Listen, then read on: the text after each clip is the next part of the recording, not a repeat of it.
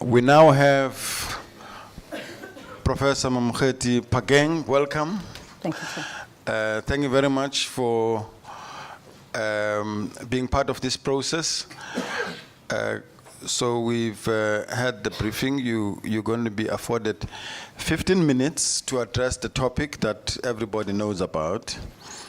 And it will be strictly 15 minutes. I have a very strong, powerful person who is very strict but polite. She'll count on your cooperation. When you have 5 minutes left, she'll warn you. And then when your time is up, she will say, time up, telling me to get up and invite everybody to ask questions for 15 to 20 minutes. Thank you very much. Over to you. Thank you, Chair. Colleagues, good morning. This topic that I'm given to talk on this morning is essentially about the future of UCT. And I find it curious that when thinking about the future of UCT, world class came first, and then a rapidly changing world, and then local imperatives. It made me wonder, what if our thinking about the future of UCT started with our concerns for the local? Would we be world class? Or would it mean that we do not care about international recognition? Or perhaps the focus on the local would make us even more visible globally? This is what I want to argue in this presentation. UCT is no doubt a globally competitive university, so perhaps it's not surprising that being world-class is top of mind when we think about the future of the institution. In fact, many would argue that being globally competitive is what makes UCT important for the continent and for the country.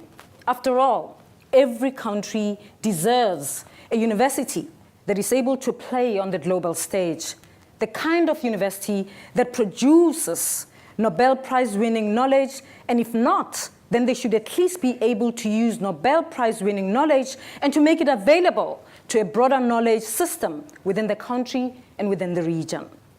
But here's the challenge with this topic. Universities are generally change-averse, and therefore juxtaposing the world-class university with rapid change and radical transformation is very ambitious, Chair. You see, world-class is a legacy issue, which sometimes means that the past constrains innovation and dramatic reform. And in my view, one of the big challenges for us when we think about the future of UCT is our legacy as a globally competitive university. We look back often with great enthusiasm than we do look forward. And I think we need to change this if we want to face the future and continue to be world-class. Another look at the topic.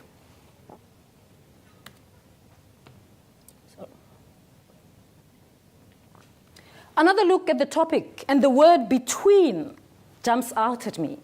It jumps out at me because it creates a false binary, suggesting that the local is necessarily in opposition to the global.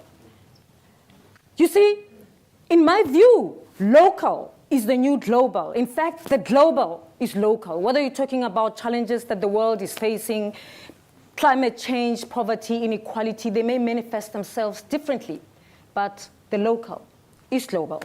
Problems of Africa are problems of the world. So we must forever bury the notion that the global is somehow not African. So when we pursue the global, it doesn't mean we give up the African. So rather than using the word between in the topic when thinking about the future of UCT as a world-class institution, I suggest bringing Africa and a rapidly changing world together. Connecting a new generation of students to an institution with a rich history of success.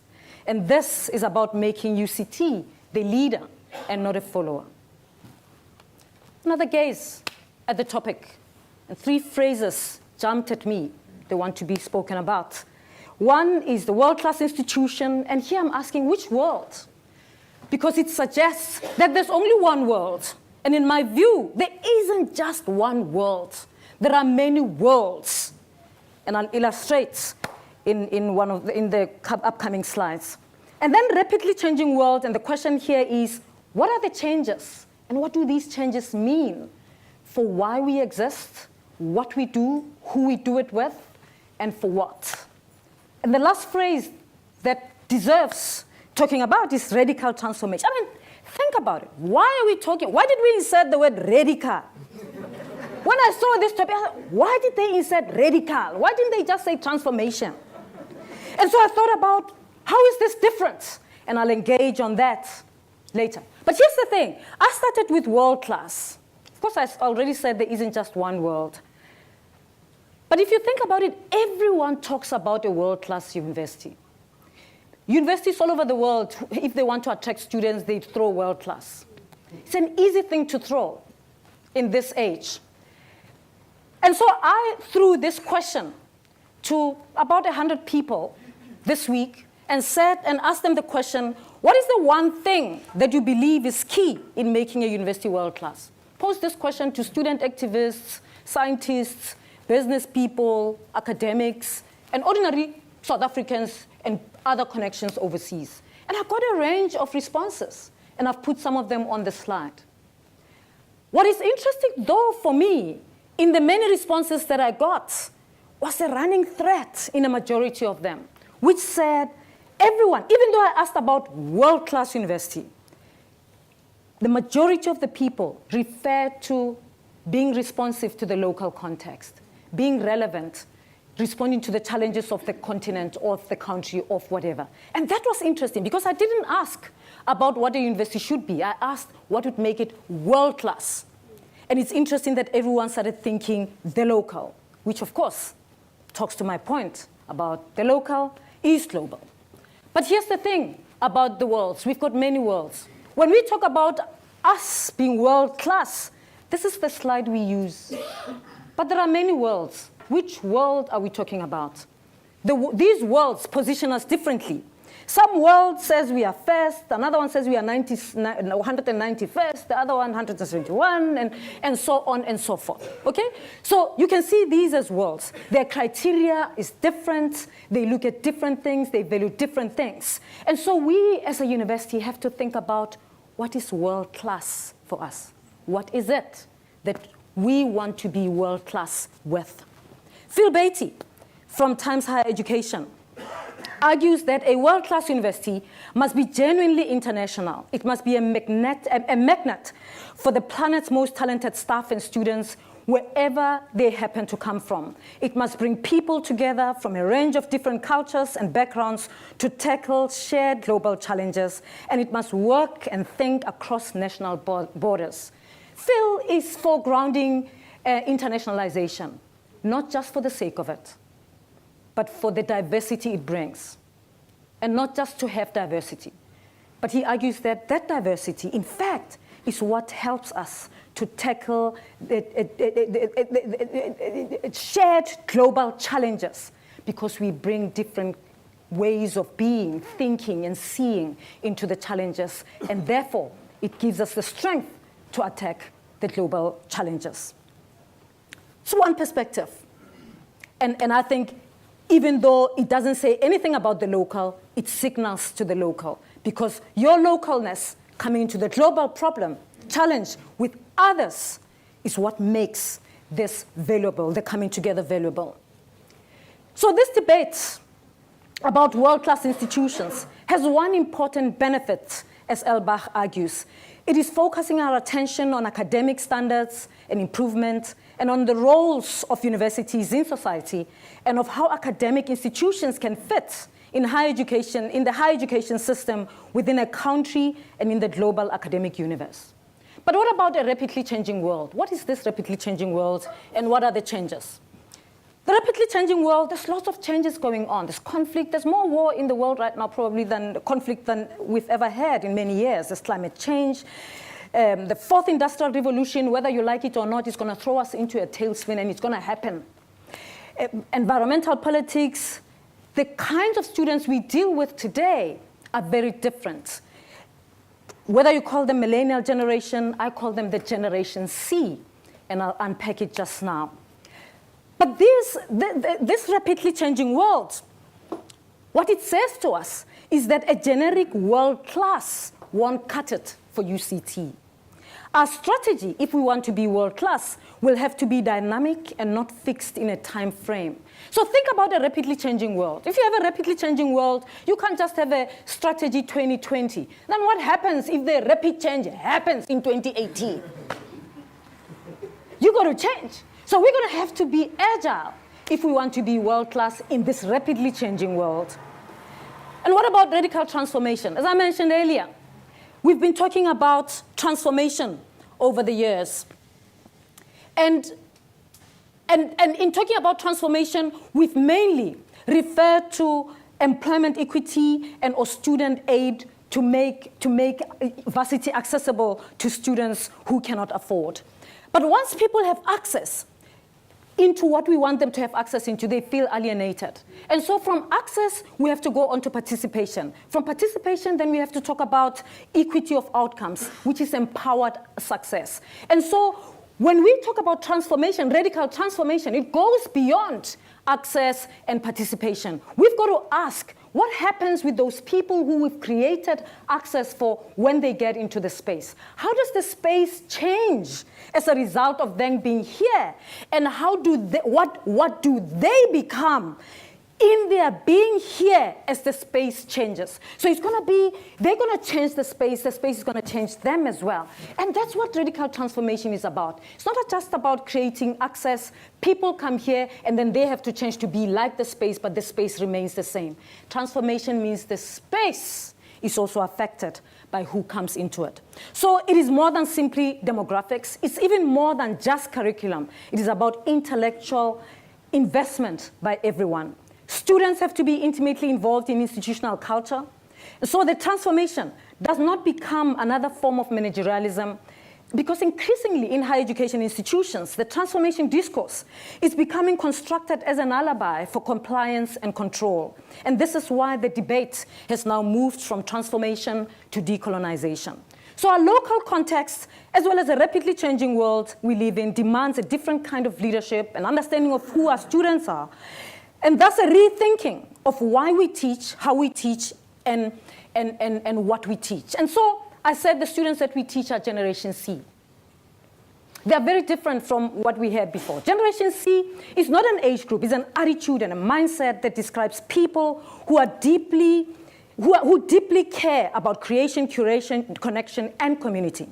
They bring a completely different set of attitudes, values, and behavior, something that we are not used to at all. And higher education institutions all over the world started experiencing it sharply in the last 4 to 5 years. Their mindset is characterized as putting people and the planet before self-advancement and profit. They do not believe presidents, CEOs, and vice chancellors are credible anymore. They eat, sleep, and breathe the internet, whether you like it or not. They are here in our classrooms, and they are not only our students, they are also our employees and the partners we collaborate with. So who we teach has implications for how we teach. And so when we have our students in front of us and we have challenges with students, looking at the future, what we need to deal with is not to say, what's wrong with them? Why are they doing this?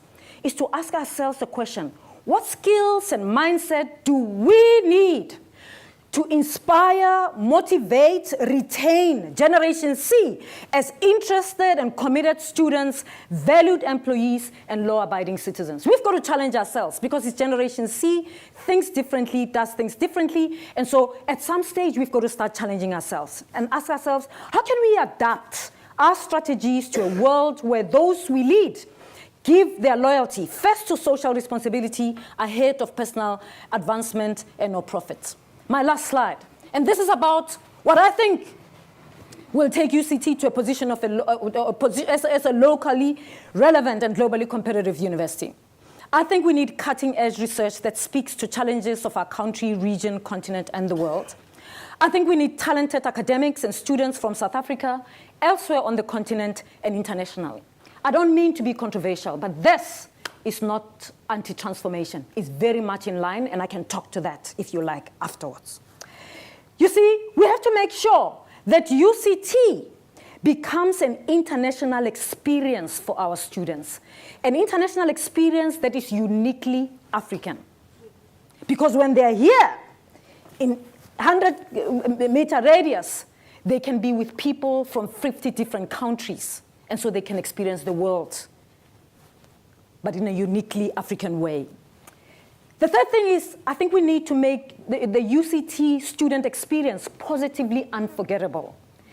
When you do that, you build loyalty and unity among alumni from different backgrounds. And so maybe we might even get to a stage where you don't need to have black alumni and this alumni. We have the alumni, and they work together for our good of the institution.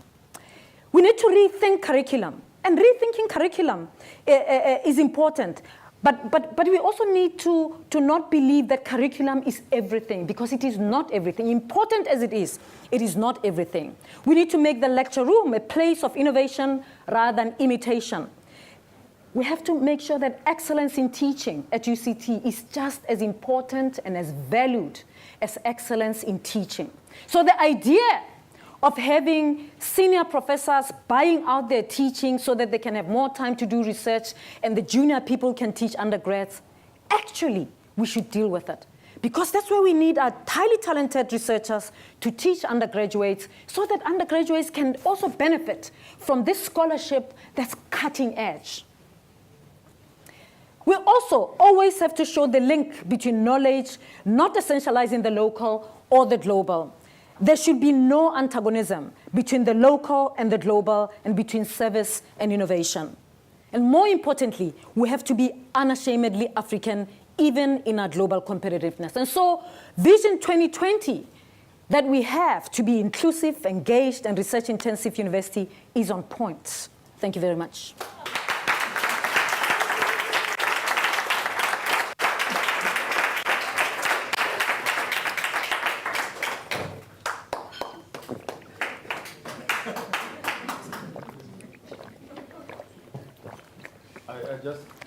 I just didn't want you to think that this is a soul standing ovation. I was walking from my chair to here.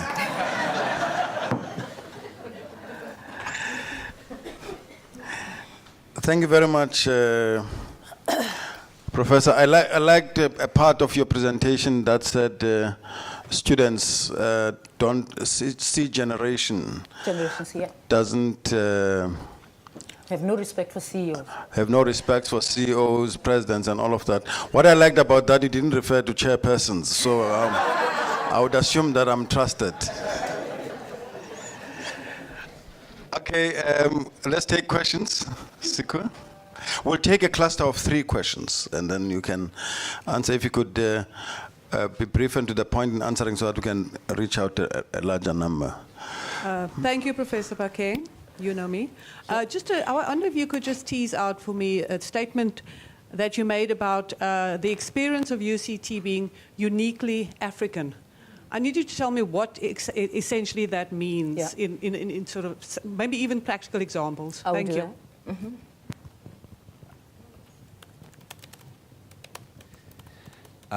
Thank you very much, Professor Phakeng. Tom Moultrie from Council and Senate. You talked in your presentation briefly, you said that the university has to be agile to meet the changing nature of what's going to come down the road. And I'd just like to hear your thoughts on what implications do you think that holds for modes of governance in the university, for council, senate, faculty boards, which universities are typically very ponderous. And how do you plan to get the university to be more agile than it currently is? Mm-hmm. Question number 3. Thank you, Chair. Madume Mama. Mama, you mentioned a couple of ratings that differ from time to time and how they're not always reflective of what world class is. And you also referred to the quality of education that needs to be delivered. And the question I have then speaks to the selection of the kind of educators we have within the university, that although we have, a very great ratings of doctors within the institution, what what would you think is the best way to look at how we deem who's excellent to come and impart knowledge into the institution, while not only looking at their intellectual capacity, but how their delivery and the content that they will be imparting to the institution speaks to a transformative agenda? Okay. All right, Penny is asking about international experience that is uniquely African. I mean, Penny, this uniquely African talks to the institutional culture. So you can have if you think about an international experience that you might get if you go to Japan, you are in Japan, but you are immersed in a Japanese context. If you come here, you have to be immersed in an African context and culture and ways of being become the norm. So I'm talking about a situation where even though we have students from 100 different countries, it doesn't mean that South African students from Khayelitsha come here and suddenly they have to feel awkward, that they're a little bit loud, that they're a little bit too colorful, that they don't speak with a twang, that maybe they don't even know split infinitives. That's what I'm talking about. That it's a context that affirms being Africans, that's comfortable with being African, but at the same time, it allows you the opportunity to engage with a student from Hong Kong, from California, maybe from Cambodia, in the same space. You stay with them at rest, you interact on experiences, that enriches you. Actually, when we travel and we have international experience, what changes us the most when we travel is not only that we go and see historic sites, it's the people we engage with. It's the experiences, the connections that we have. And we would like, I think that's important. I think we have a huge opportunity, a possibility to do that on this campus, given who we are and the potential that we have, that we can attract students. So that's what I'm talking about. At the moment, it's not that the same. A student from Guguletu coming here feels like they're going to the US, actually. They come here, they've got the APR scores, they like the place, but it doesn't really feel like them. And so it's that what I'm talking about. How do we do that? Tom, agility and the implications that it might have for governance. I talked about agility and I referred to strategy. I mean, and I'll start at strategy, and I'm not saying that, when I say we've got to be agile, I'm not saying we throw out governance. Governance is key, right? But we also have, within governance, we know that there are things that can be done faster. There are things that can be done faster, Tom, that we are still not doing fast now. I mean, I can tell you that I came with a student from Gauteng who's coming to do a master's here, okay? And how long it took for them just to register. Just to register. They're a master's student. I can tell you of an issue that I have on a table of a student who's got funding for a PhD. He's got funding for a PhD already, it's committed. They've applied months ago. They get told last week that no, we can't take you. They have said no to everybody because they want us. And now here they're sitting with funding and they're saying to me, Prof, I've got this money. And it's a prestigious scholarship. I told people I'm coming then. I mean, that doesn't require any governance. That doesn't require any whatever. And so I'm just saying, and these are just two examples, but they have to do with registration. It's top of mind because we just finished that. But it's in every issue that we have, there are things that we can do faster in the name of being agile without compromising on governance. If there are anything to rework when it comes to governance, of course, that will go through all the processes that's needed. But I think we need to rethink how agile we are to the changes that occur.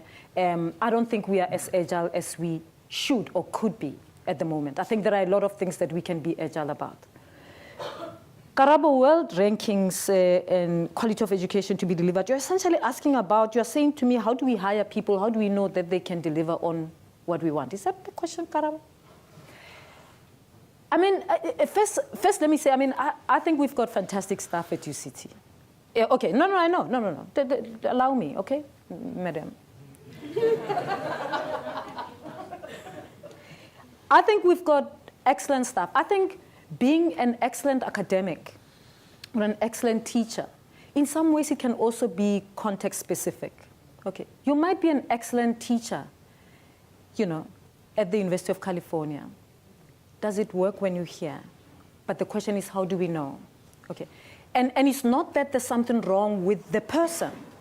It's something about the context. And that, again, is about agility of the individual. How quick are people, or how quick is the academic to realize the caliber of students that they have to work with, and to realize that, in fact, we've selected them, by the way, we select students carefully, that you have potential success here. And so rather than always seeing that there's something wrong with them, we can also ask ourselves, is there something that I can do about my delivery to be able to reach out? Or maybe I should do a flipped classroom where the delivery is different and maybe the students can respond differently. And I think this is not a challenge only for us, it's for all universities. Teaching at universities is a challenge because many of us teaching at universities haven't done education. So people are excellent scholars, but people haven't really done teaching. They haven't studied teaching. Many people learn to teach at university, and many people become excellent university teachers from practice, but it's something that can be worked on, and Chad would be an expert, I think, in that regard. Okay, next question.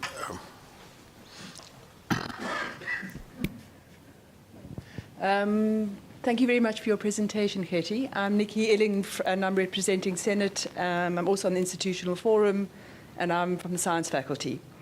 So, Gethi, can we talk some finances? Yeah. You spoke about how important research is in your vision. And as you know, the NRF has dramatically cut back on incentive funding and by all means on other funding streams as well. The other funding streams, such as funding we get from international students coming across here for semester abroad, that's also dropped dramatically. And so I was wondering, what is your strategy for attracting funding from alumni, business, and government, including the NRF, to ensure sustainability of our finances and to keep our academic and research reputations also viable?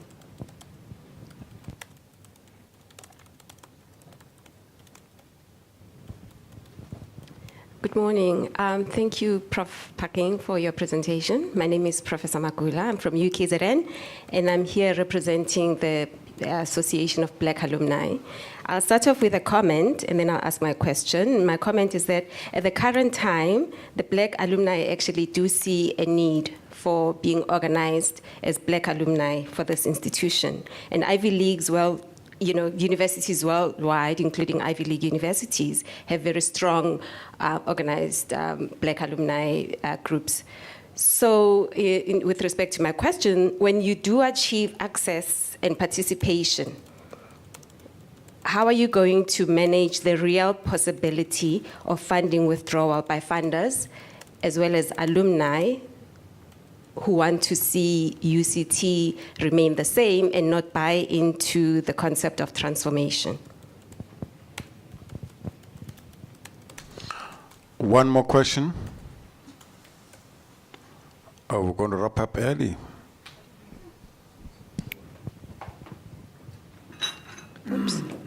Oops. Thank you, Prof. Phakeng. Lorna Houston, President of Convocation. I felt like you said something that is one of the, I don't think that we can really say what's the essence of the problem at the University of Cape Town. But one of the things that seem to make up that essence, you made that point at the beginning when you said that there is a great commitment and emphasis and focus and investment on looking at the past, much greater than looking at the future. And I think that that is really the struggle the institution is facing. Something that I've come to appreciate over the past year in this role as President of Convocation is that for many of the alumni and Convocation members, and given their age, the time they actually remember was the heyday of apartheid. And that is disturbing, like when one actually gets that clarity, that that's what people remember, that's when they were here. And that's what they're hearkening back to. And I don't know if they know it or they don't know it. It's somewhat irrelevant whether they do know or don't know. It's a problem if that's where we want to be, and therefore we cannot see the necessary change moving forward. So I think that is a big challenge, and I didn't really hear you say how you think we'll tackle it. I'd really like to hear that. Also because we haven't heard much of your voice around these issues in the time that you've been here as our Deputy Vice-Chancellor. Thanks. Over to you. Okay. All right, Nikki, finances, a strategy for attracting funding and to keep our academic and research reputation. I mean, I think in the short time that I've been here, I've been able to raise funds. It's not my job to raise funds. But I'm sure some people in the room would know that I started an initiative for Black academics to fast-track the careers of Black academics. And initially it started as an initiative that should be for UCT. And when we got to the funders, we worked with Dad, and I called the funders here, I told them the problem and what we want to do. And they said submit a proposal, and they didn't want to fund UCT. They wanted to make it a national issue because they said UCT doesn't have a problem. And that's our problem. People think we are okay, even though we know we need support. Okay, so then it became my task, because then it was outside. It got outside UCT hands. It's no longer a UCT project. And the funder said, "Can you make this national? Then we will consider it." And I worked on it, making it national, pulled in the NRF. And those who are in faculties will know that the call came out last year for Black academics and academics with disabilities. And we responded, and 6 of our young Black South African academics are now on sabbatical. It's sabbatical for people to complete their doctorates or to get postdoctoral experience. And that was about getting about 100 million rands in the first 6 months of being here. Being here and seeing the problem and responding, and not waiting or not saying, it's not my problem, someone else has to do it, I'm in research, maybe Rob Morel will do it, okay? And that should say to you, here you have someone who is proactive, but not only proactive, they can also pick up a call and phone and call some people who know people and ask them to come here in Mafeje and talk about this issue. I think you need a vice-chancellor who can do that, who can flip through their address book and be able to call someone who knows someone. Okay. I'm not saying I know everyone, but I'm just saying not only to know people, but to have the vision to say, we've got to be able to do something about this. We can't have this problem and just sit and not do anything about it.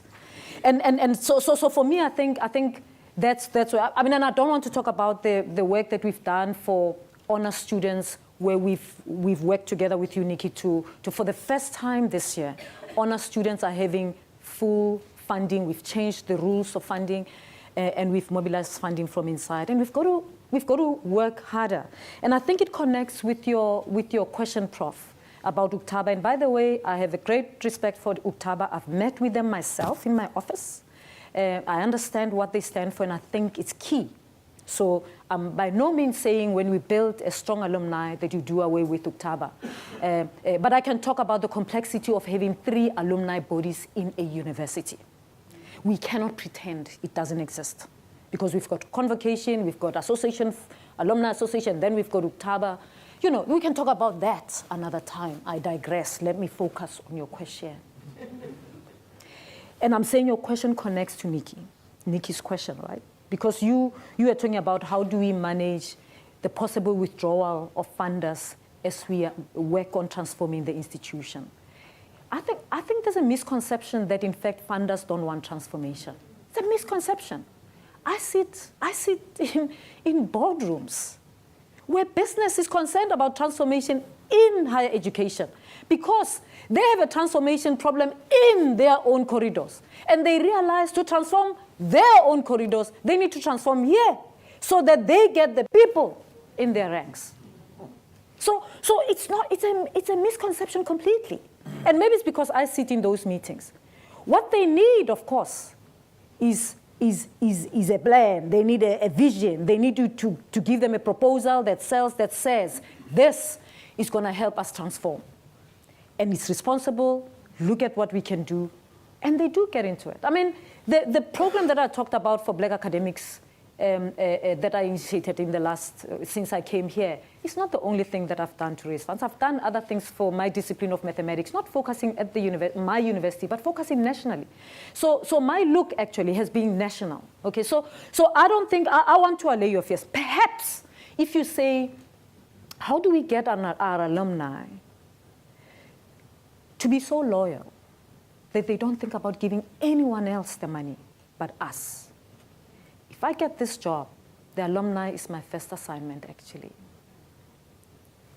The Vice-Chancellor needs to have a strong relationship with alumni, not because we agree with them all the time, but because we care about the same thing.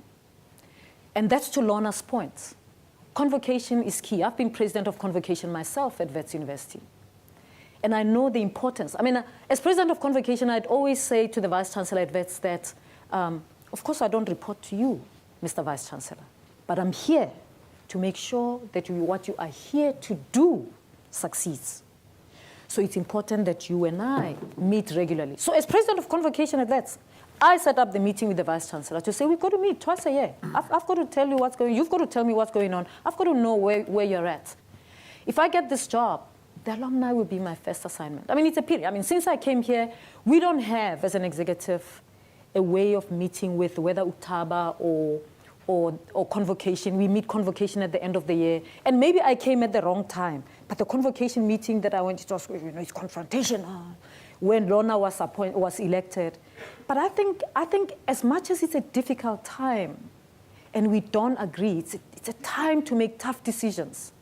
I think we should never look down on meeting and engaging, hearing one another, and we can agree to disagree sometime, and sometimes we will agree, and sometimes we will go together to other alumni who have money and say to them, support us.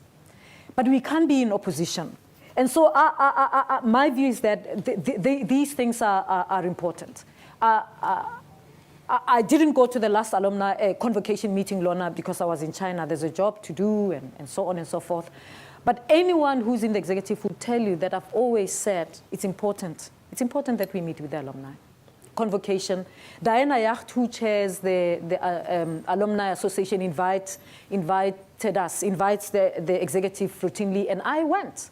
I mean, and the committee was late. I sat here. I think I spoke with them only at 6:30. But it's because I thought it's important. It's important that the alumni know what is happening in the research and internationalization portfolio. What is it that we're getting up to? What are our challenges? And where can they intervene? Even if they become hard on me, it's okay. I have a message to tell them, and maybe they have something to tell me, and perhaps also to teach me. And so I look forward, if I get this job, to engaging with alumni. As I said, it's a key constituency that will be first on my list.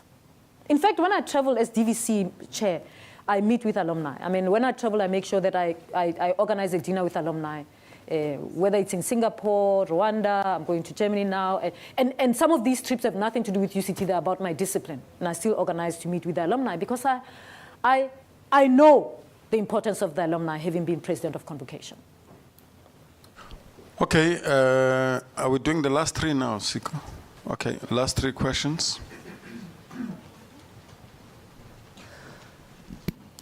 Good morning, Chairperson. Good morning, Hetty. I'm Professor Lange, for those of you who do not know me.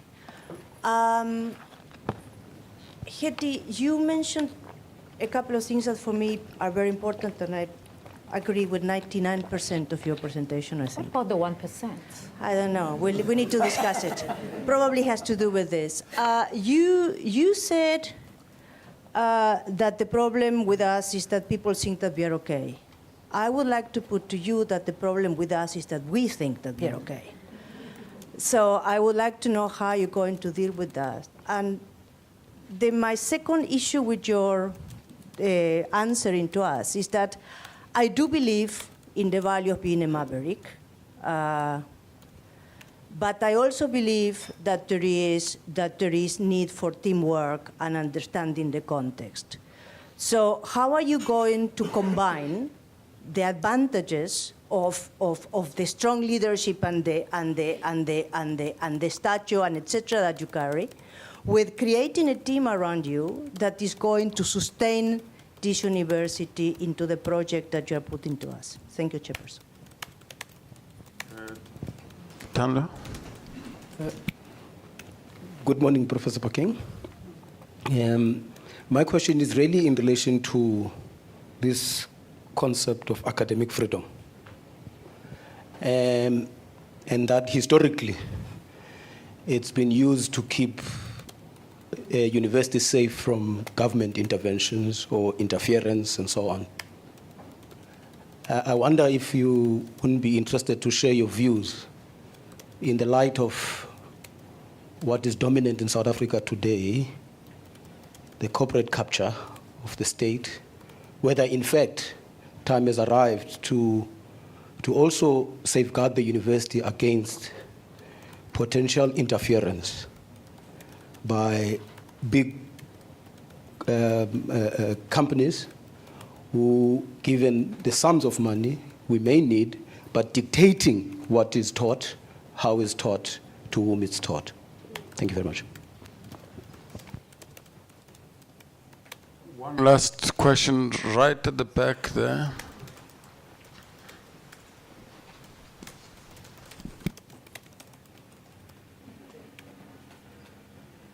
Morning, Prof. Phakeng. I'm going to declare my bias as the head of HR, and that it's got something to do with my question. As you know, we have a set of UCT values on our web, and in order to become a more values-driven organization, I'd like to hear what you are going to do as the VC to drive the people values of the organization, because there's often a focus or a greater focus on academic values. Thanks. Over to you, Professor. Okay, Liz and the 1%. We think we are okay, and I think it connects to Lona's question about the point that I make that as a university, probably one of our greatest weaknesses is that we look back with great enthusiasm than we look forward. And this is a weakness of globally competitive universities. You know, I said in my inaugural speech here in 2016, I spoke at the launch of the research report, and you can get my speech online. I talked about the fact that to move from, to be able to deal with that, we firstly have to accept the fact that what got us here is not going to get us there.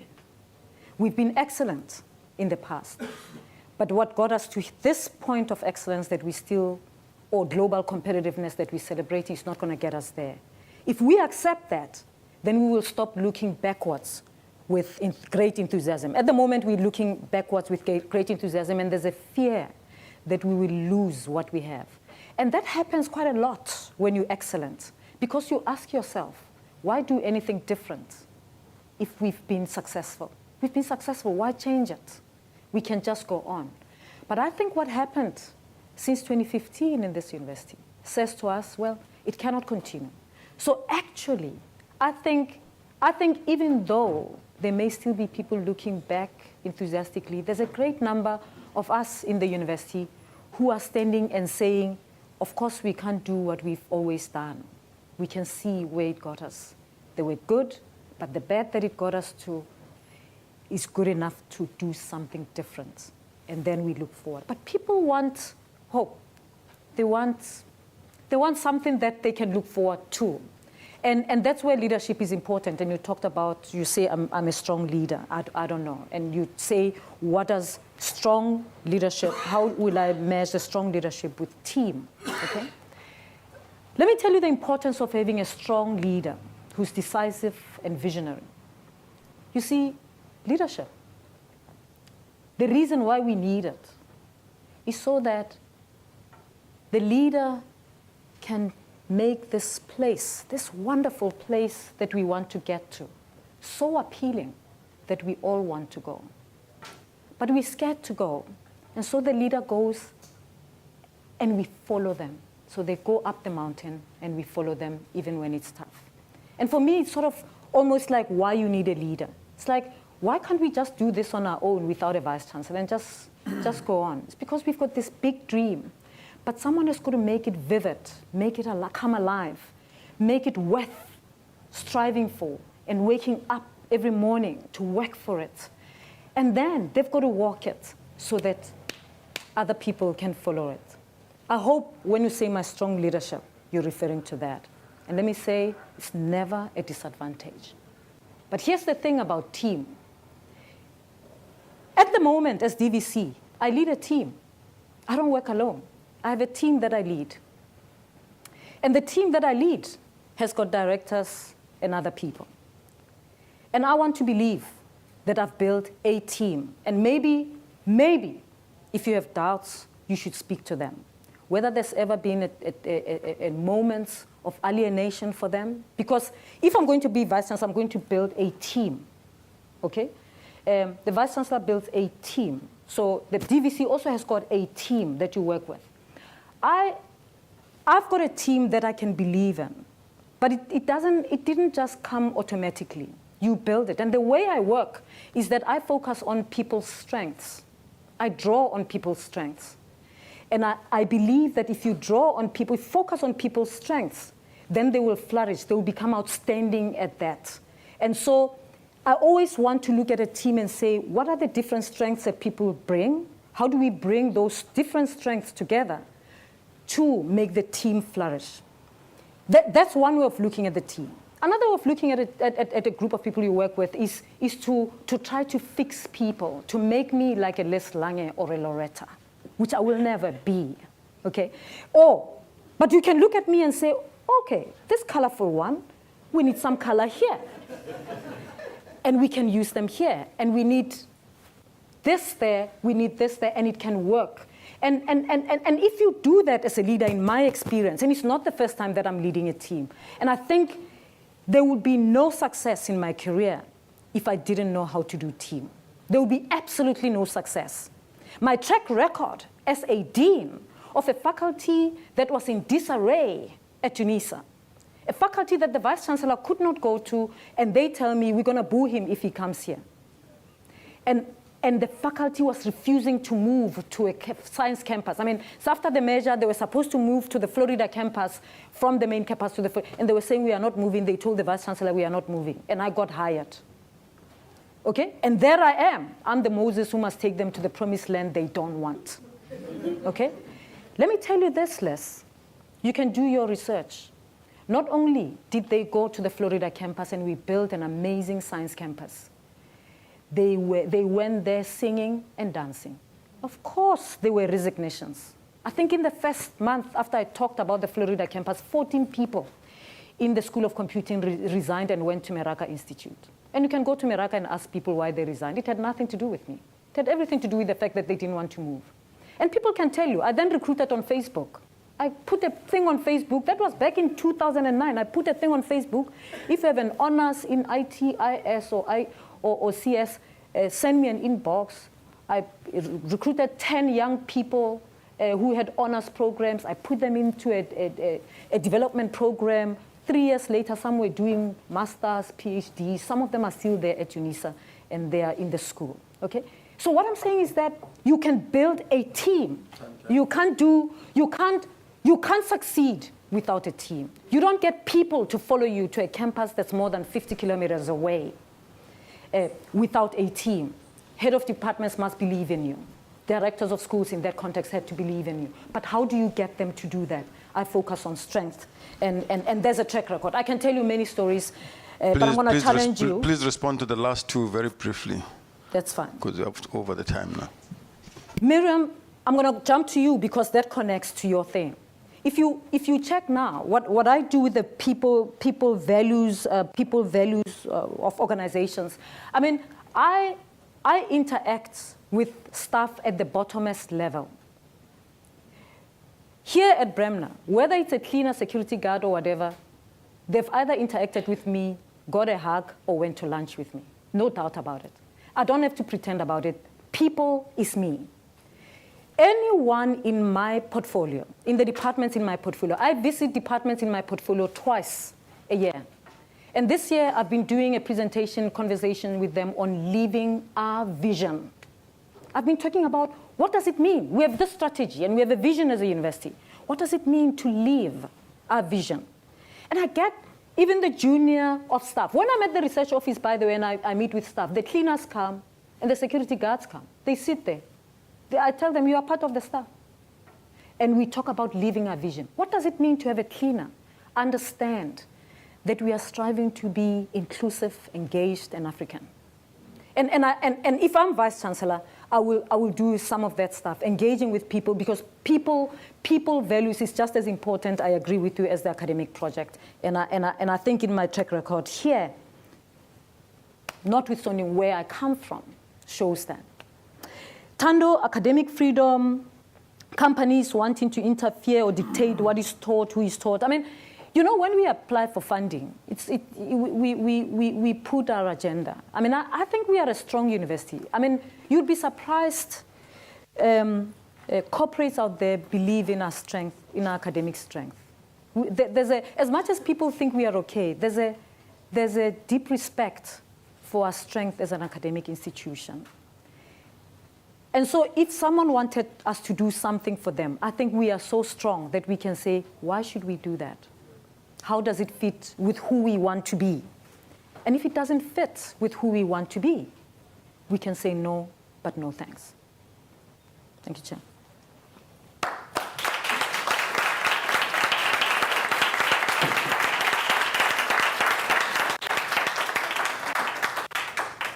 Yes, that's enough.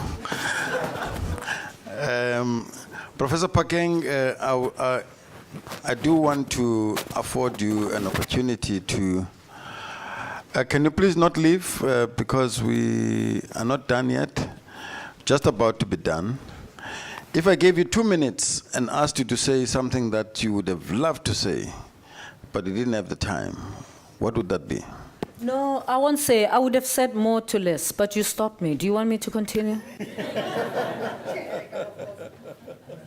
It's not a cup of coffee because you've asked it in the context of other people. I could continue less.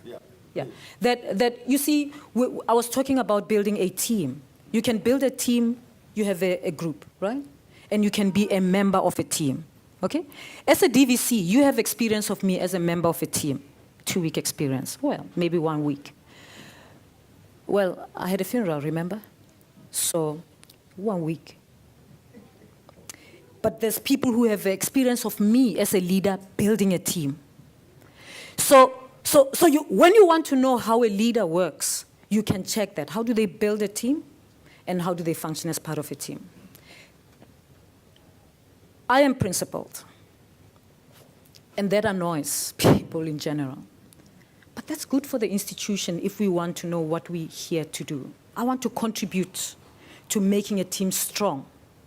And I want to believe that in this university, having been in this room, talking about our strategic plan, I've made interventions that build a team.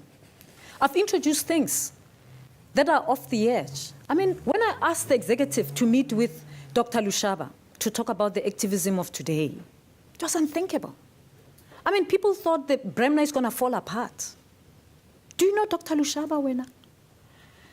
Okay, but people thought it's going to fall apart, and I asked him to come and meet with the executive. And that's what it means to be part of a team, all right? You suggest to the team things that can strengthen the team. And I felt that we need a dissenting voice to come and talk to us, a voice that we never hear, that we only hear when it shouts from the picket line. And we create narratives about this voice that we don't understand. Can we call this voice into the room and say, tell us, teach us, what's going on? Where does it come from? What informs it? And I did that. But that's guts, you know? And people can hate you or like you for it, right? But that's being part of a team. You contribute things, you build things, okay? And sometimes you say to the team that you belong to, I don't think that will work. I don't think that will work. And that's my style. If I'm part of the team, There'll be times when I will feel confident. I always feel confident to speak my mind.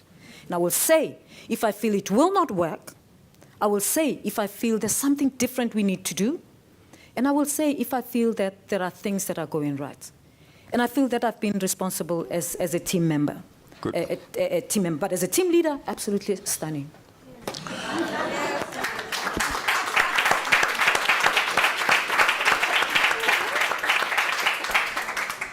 Thank you very much, Professor Phakeng. We're now going to release her, and I'll say a few things to you without her being around.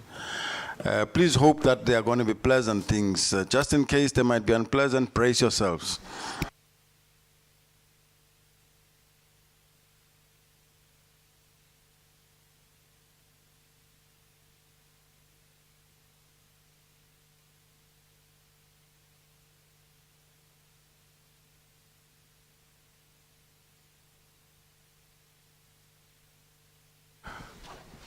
Okay, thank you very much, everybody, including those that may be watching the live streaming and those that will see it later. We had two very interesting candidates, very, very different.